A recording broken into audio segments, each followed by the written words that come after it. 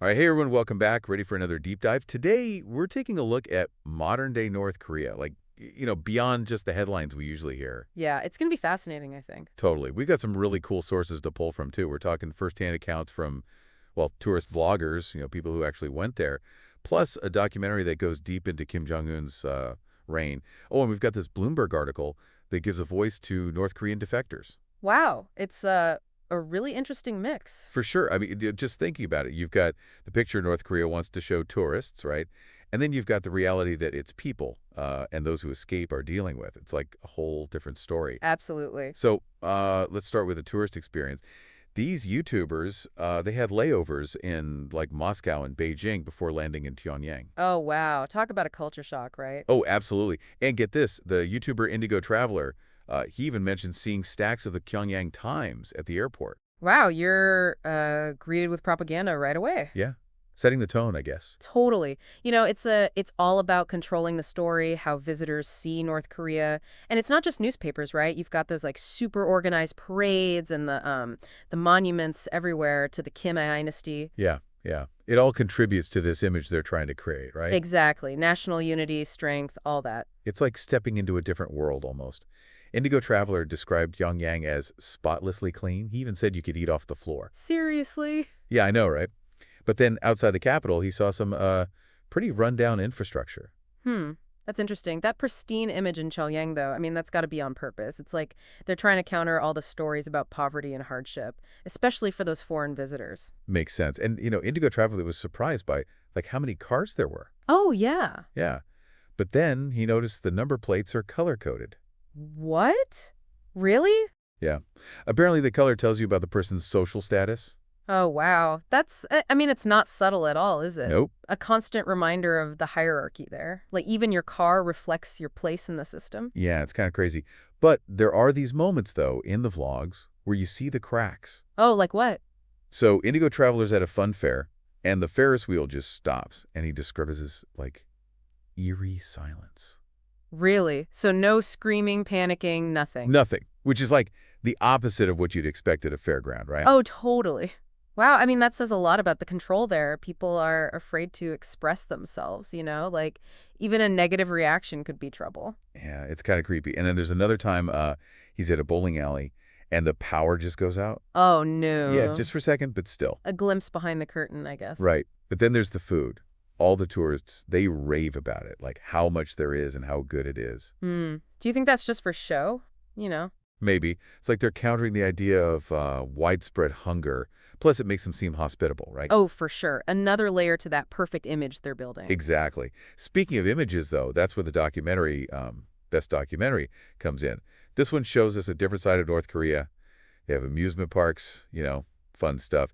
And get this, Kim Jong-il loved pizza, apparently. Seriously. Yeah. But then you see footage of people, like, doing really hard manual labor on farms. Oh, wow. Yeah, a far cry from that perfect farm visit Indigo Traveler went on. Right, right. Makes you wonder how much of what tourists see is, staged. Totally. Like, are those conversations with locals real? The friendly encounters in parks, all that. Yeah, I mean, it could all be planned, to make them look good. And then there's this thing at the Embroidery Institute where there are no workers, no power. The tourists get this rush tour of a museum instead. Sounds like a cover-up, Right, like they're desperate to stick to the script. Makes you wonder how much effort goes into maintaining this facade. Yeah.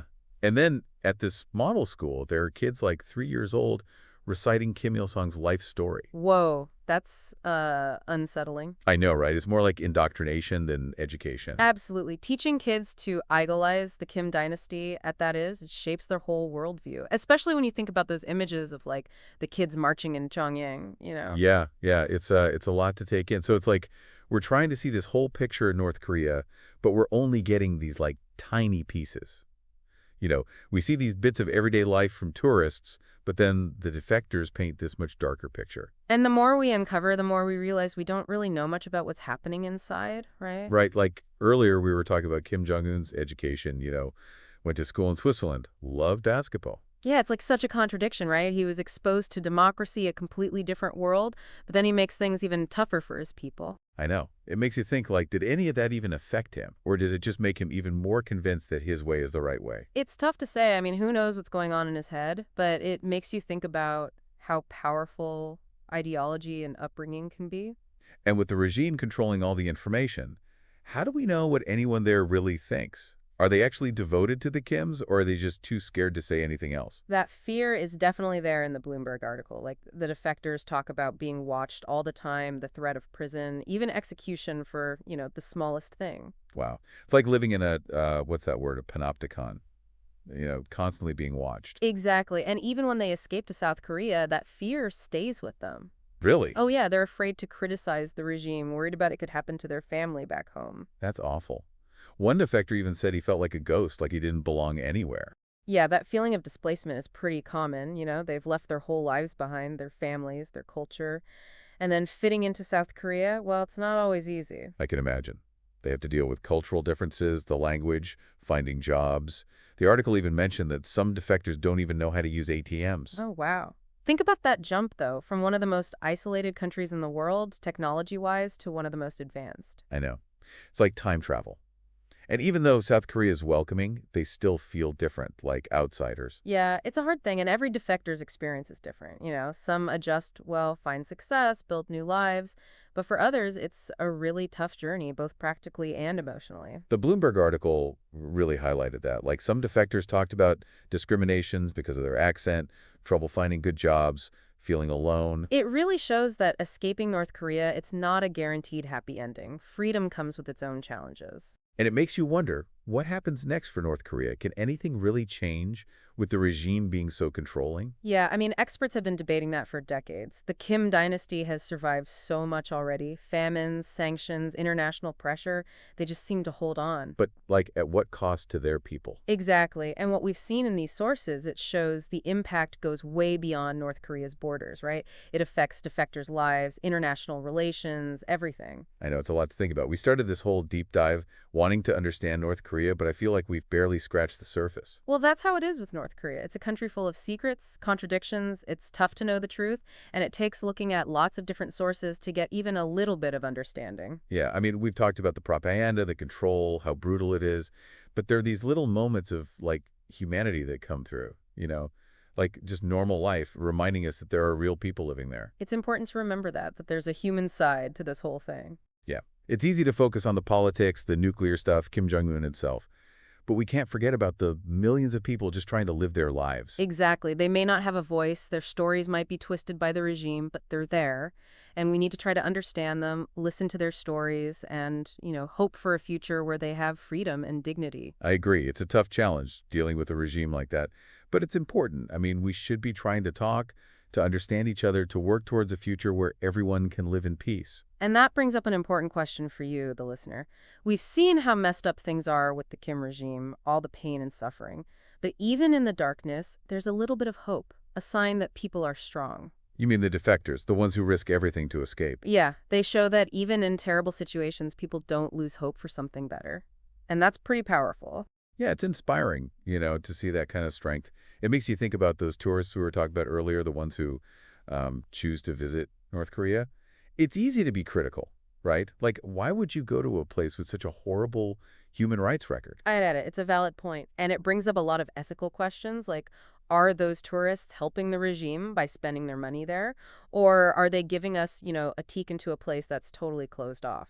Yeah, it's a tough one. The tourists in those blogs, they seemed like genuinely interested in the culture. They weren't trying to make a political statement or anything, just to experience something different, even with all the restrictions. And their accounts, even if they're, controlled, they do give us some idea of what life is like there. Little details, everyday things that you wouldn't see in the news or official reports. Right, like we're getting this glimpse behind the curtain, seeing a more human side to North Korea, not just this, evil empire. Exactly. And those glimpses, even though they're just pieces, they help us to challenge our assumptions and see things a little more clearly. Because North Korea, it's not just about nukes and politics, right? There's history, a culture, people who deserve to be heard. I agree. Their voices might be silenced, their stories twisted by the regime, but they're still there. And it's up to us to try to understand them, to listen to their stories and hope for a better future for them, where they have freedom and dignity.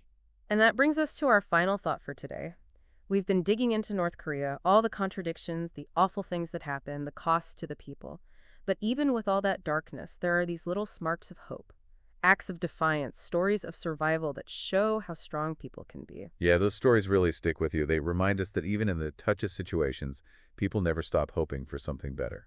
And that's something to remember. So, as you go about your day, listener, we want you to keep thinking about North Korea, question what you hear, and seek out those stories of hope and resilience that show us our shared humanity. Because, the more we know, the way that we can understand. And understanding even when things are tough, that's how we start to build a more just and compassionate world. So